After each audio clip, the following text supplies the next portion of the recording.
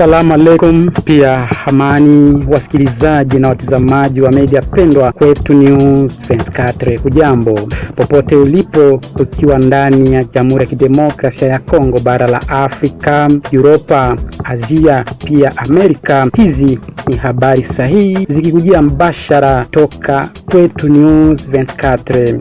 Usomaji ni wangu B Bernard, saidizi wa mitambo ukiwa ni wake Kennedy. Hapa kwanza mtasari wa habari zenyewe. Kianzia huko ndani ya nje ya Jamhuri ya Kidemokrasia ya Kongo, Uvira, ambako kumeripotiwa shambulio la bomu, huku likikadiriwa ni toka jeshi la FARDC.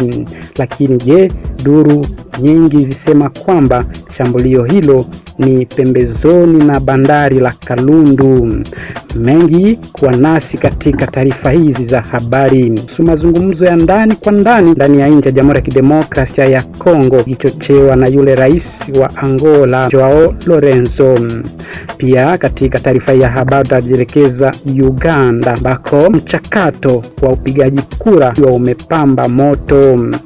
Mengi katika taarifa ya habari kwa nasi mwanzo hadi tamati. Hebu tukaribishe kwa taarifa zenyewe kwa uhakika. Kama tulivyokujuza katika vichwa vya habari zenyewe, tukianzia huko kwamba hiyo Jumatano saa 8 kamili huko nchini Uvira, ambao kumeripotiwa mlipuko wa bomu iliyokadiriwa kutoka kwa majeshi ya Jamhuri ya Kidemokrasia ya Kongo lenga jumba moja ambayo ilikuwa ikikadiriwa ikifanyika ndani mazungumzo ya waasi wa AFC M23. Lakini upande mwingine, duru kadhaa zasema kwamba sehemu hiyo haikuandaliwa kikao au walioripotiwa kunusurika hawakuwa kinajeshi. Hakika mahali ni kwamba baadhi ya wakazi waishio sehemu hiyo washuhudiwa kutokupewa nafasi ya kwenda kushuhudia shambulio hilo.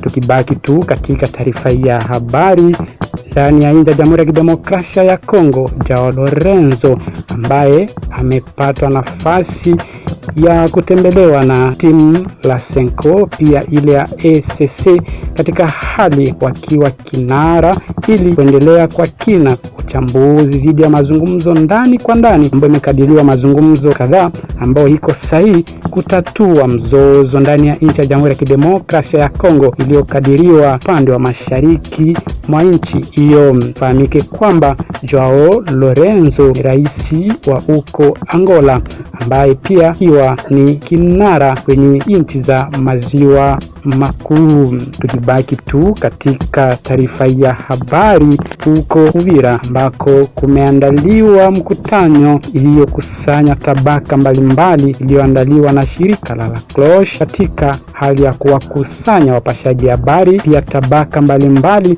ili kupiganisha tetezi na mazungumzo za chuki, pia zile habari za uongo. Na moja kwa moja tukijielekeza huko kanda, kumekuwa kukipamba moto mchakato wa uchaguzi huko aliyekadiriwa miaka 40 ya uongozi kwenye nchi hiyo pawa mbele kwenye mchakato wa uchaguzi Museveni, huku baadhi wakiwa wamepingana na hilo na uchaguzi hiyo ikiwa imepamba moto. Msikilizaji, hayo lionayo katika taarifa zetu hizi.